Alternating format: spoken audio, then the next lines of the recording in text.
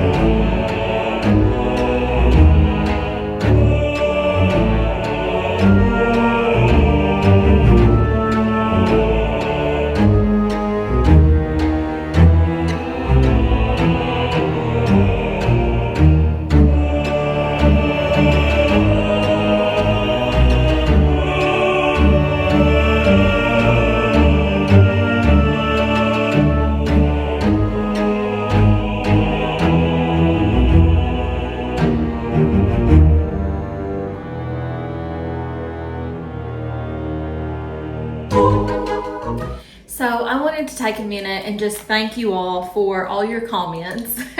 You would be surprised how helpful they are and how much I really just enjoy reading them. I always appreciate the really positive ones that are like a pat on the back. They're motivating. It lets me know that you guys are enjoying watching the videos. I mean, I'm decorating anyway. I do this every year, but it takes a little more effort to film and edit and post, but when I know that someone else gets to enjoy it with me and, you know, it gets them in the spirit to decorate. I don't know. There's something about that, like that sense of community and that sense of connection that I really enjoy. But not only that, it's actually really helpful because some of you have left some comments like, why do you do it this way? Or have you thought about this? Or this would really make it look better. And I mean, it gets me thinking. Like someone said, you need some pillows on your bed. It's really one-dimensional. And every day I'm like on Amazon looking at pillows. I'm like, you know, you're right. Some pillows would kind of make it look a little bit cooler. So, and then someone said, why do you use so many command strips on the back of your pictures? And she's like, I use 2 and it holds up all of my big heavy wooden frames. And I'm like, why do I use so many command strips? I don't know. Fear, like afraid that they're going to fall off the wall and break, or trust issues. Like, really, will one command strip hold 50 pounds? I don't know about that. So, trust issues, fear, I don't know. There's no good answer to that. So, I'm trying 2 command strips. She's like, that seems like a waste of money. It does. It's a huge waste of money. I like saving money too. So please tell me these things. Share these things with me. When you see something pointed out, like I love having these kind of, it feels like conversations. So thanks for commenting, for sharing your experiences, for sharing your opinions. I enjoy reading them.